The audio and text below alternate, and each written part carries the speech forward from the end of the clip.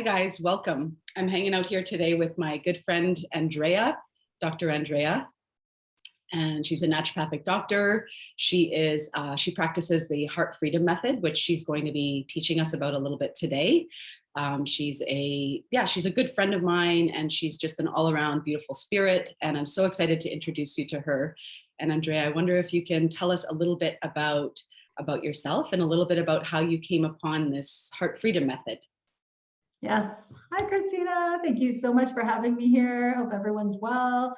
All right. So to make it short and sweet, I'll just give you a little bit of background. So I started out in fitness for a long time, taught many, many classes. From fitness, I ended up going into psychology, and from psychology, going into naturopathic medicine. And what I started noticing when working with patients with naturopathic medicine was that it was like, you give them the supplements, you give them the food, you give them all the protocols, and then they would do really well for a couple of weeks, and then they would just relapse. And it's like they would do well and then relapse. And it's the same problems like every year. It's like they do really well for 3 months on weight loss, and then a year later they come back, oh no, I gained weight again. And I was like, there's something missing, and Christina and I have spoken about this, the missing link, over so many times, because that was one thing that we were never taught in school. And so the way that I like to explain it to patients is that you kind of have this like healing triangle. You have on one side of the triangle, the mental, emotional, and I like to call energetic, the energy of your body, right? Then we have on the other side of the triangle, physical, the structural parts that you want to fix. And then on the other side is the biochemical, nutritional, like urine analysis, microbiome, all that stuff. So you have to work on all levels of the triangle. And the piece that was missing over and over again, because we always work the physical, we always work the labs, but the mental, emotional was sometimes sticky because sometimes patients didn't want to go in there, but the energetics, and this is basically the idea that wounds, so different imprints, different programs, traumas that we've gone into, those programs get stored in our physiology. Now there's tons of research on this, okay? We know that energy and motion gets stored in our physiology, in our muscles, in our joints, anywhere in our body, whenever we go through trauma. Okay, it just is. It's stored there. Who knows how long it's been there? There's actually good research as well as some courses now on transgenerational trauma, which blows my mind, but it's basically showing that you can have trauma being passed on from like mother to son to etc.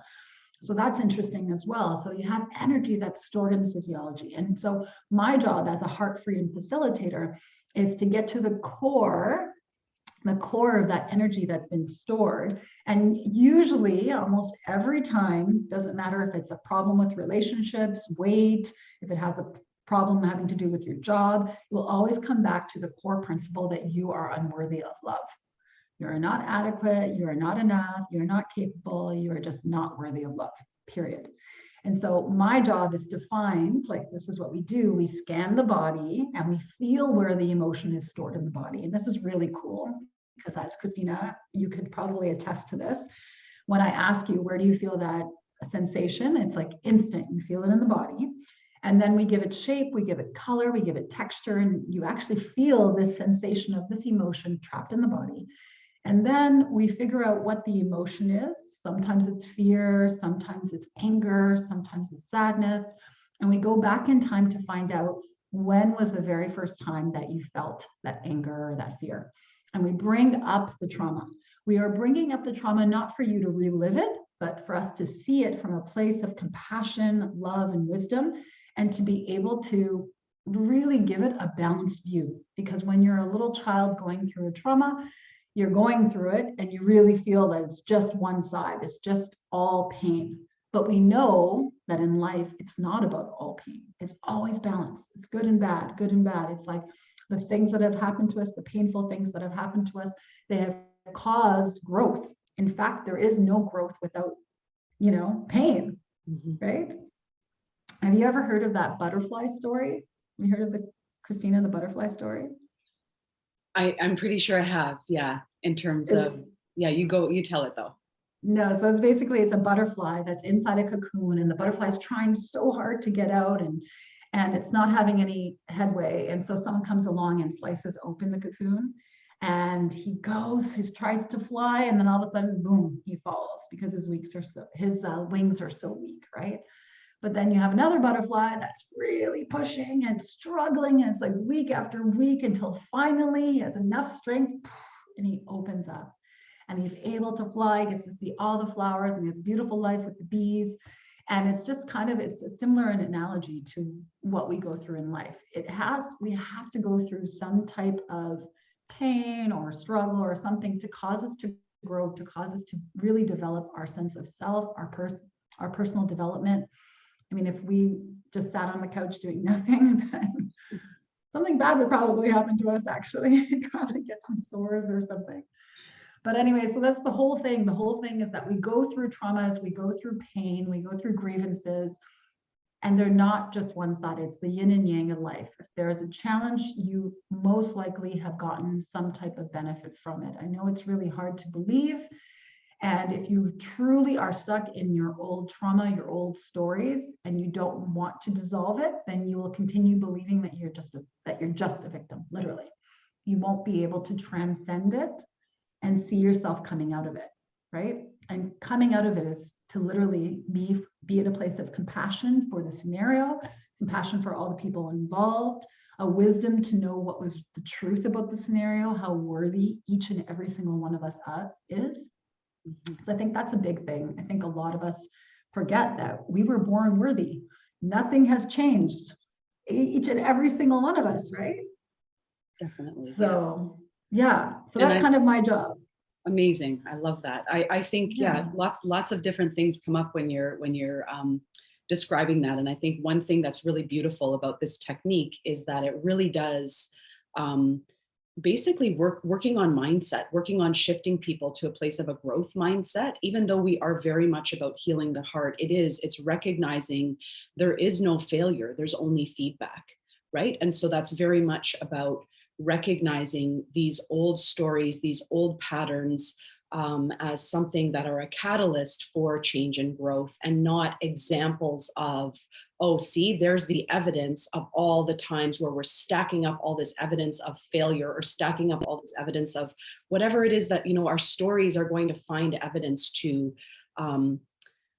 constantly prove, right? Whatever our underlying thoughts and limiting beliefs and things are. And so I think that this is a beautiful opportunity to, again, take note of what are the thoughts that you're thinking, what are the stories that you're telling yourself. And then, yes, as you said, releasing those, because those stories are also not just in your mind, but you're holding on to them in a different place, in a different system in your body. And so this opportunity to really work on both, work on the energetics, and work on a mindset that is very much about letting go of things that are not serving you and understanding things in a different way, which is, again, not something that most of us are taught, right? No. And it's interesting. Just a short example was, I have a client that I do training with, and we were working through her feelings of unworthiness and not being valuable. And it was amazing, where we literally resolved this one feeling of like, I am not valuable.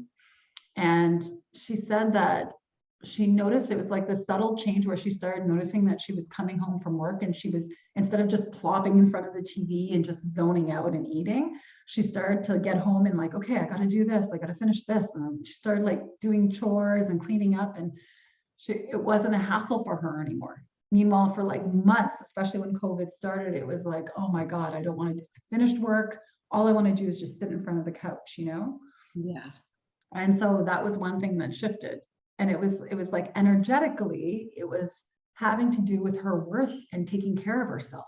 It was her worth in nourishing herself and doing the things that she knows is going to ease her mind when she gets home, and she actually takes care of one or two things versus just, zoning out and numbing herself out.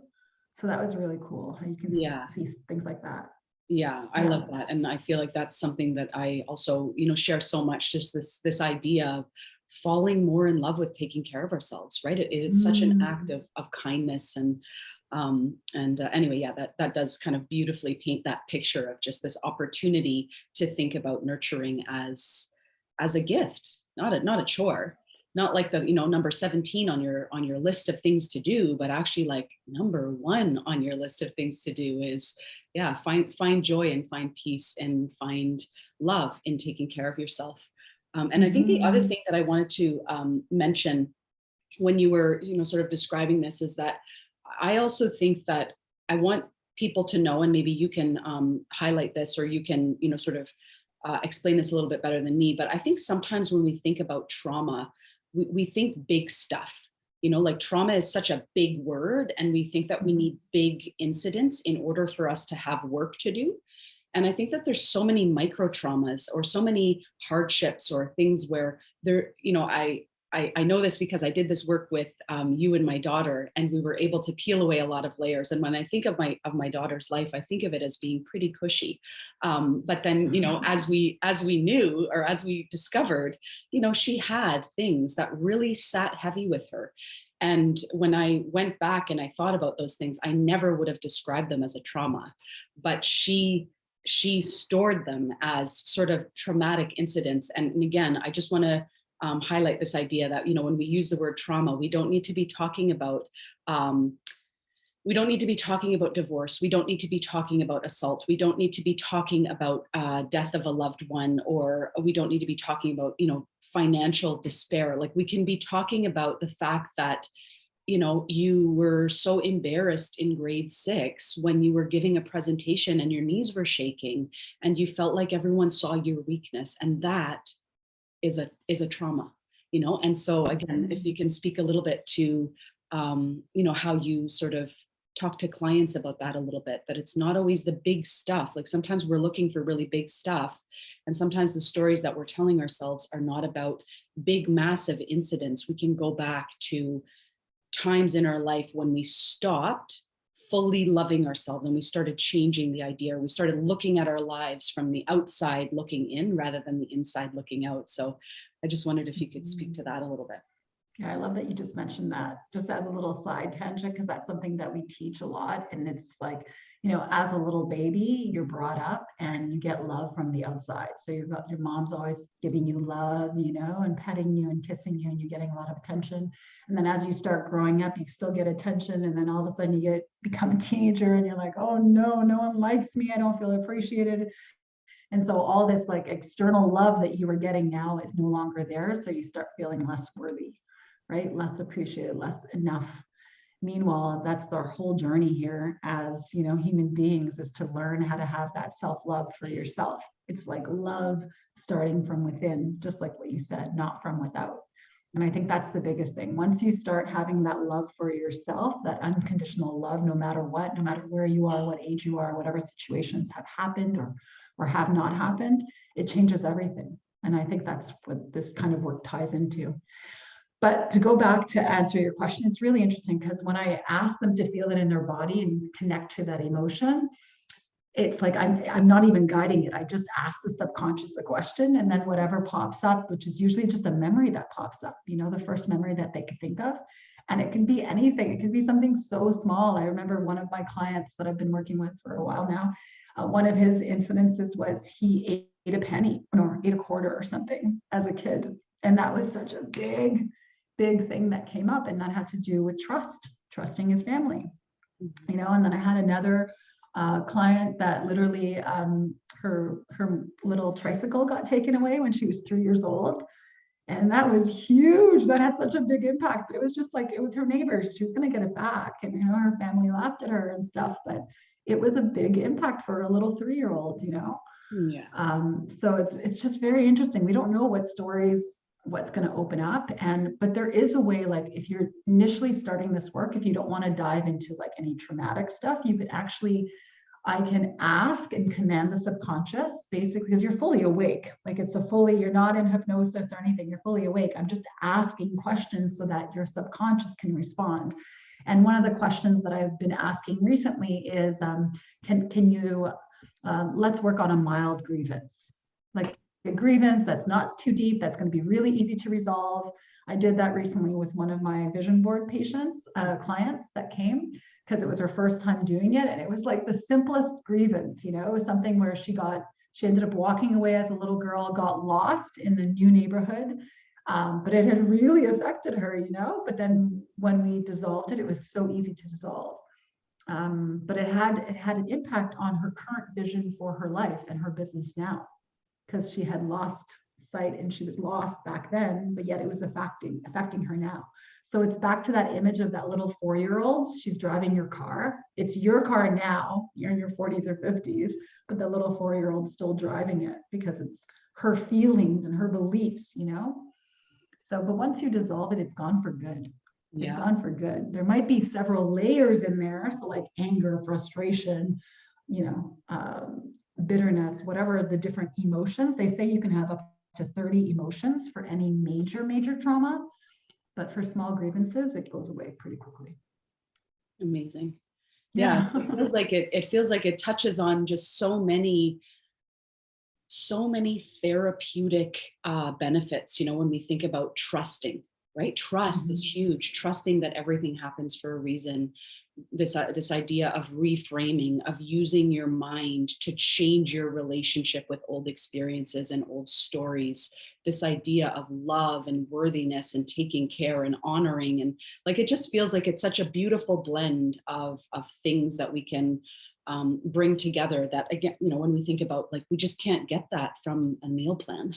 We just can't get this kind of benefit from a workout app. And I just really, I really do look forward to, you know, when I think about, you know, 20 years from now, what's health and medicine going to look like? I think there's going to be so much more integration of this kind of stuff, because I think that it's, you know, we're realizing that we have more science than ever, but our state of health has never been poorer, right? In terms of chronic disease and you know, people feeling disempowered and confused and overwhelmed. And this really does feel like what a beautiful, empowering tool to be able to give people, or to open people up to, is this idea of nourishing from within, and yeah, letting go of stuff. Yeah. Yeah. And that's the cool thing, actually, just to end off at the end of the session, I actually scan back to feel the energy in the body. So once you've dissolved the old story, you go back and you scan to see what it is, and it always changes. So let's say if it was like a round circle that you felt on your chest, that will like dissolve completely, or it will change into like a beautiful sun or something. It's very interesting what happens, but you can actually feel the energy has been shifted or transmuted out of the body. So yeah, but beautiful. It's such cool work. Yes. All right. So with that, if anyone is interested in booking a heart freedom session with you, how do they go about that? Like, what is do you have a site where they can meet you or reach you, or? Yeah, they could just go on my naturopathic site. So it's www.drdreia.com. And there's a booking little button, and you click the booking button, and I'm available there, I think 3 days a week, usually in the mornings. So yeah, feel free. We'll do a meet and greet just to make sure you're in alignment, because sometimes people say they're in alignment, but they might not necessarily be ready to make that shift. So yeah, we'll have a little chit chat before, and then we can go from there. Thank you. Amazing. Okay, well, I'm definitely going to put that in the notes when I upload this video. And thank you so much for your time, and thank you so much for doing this work. Yeah, I look forward to booking a session with you soon. Thank you so much. All the best to you and your people. Ciao. Thank you so much. Ciao.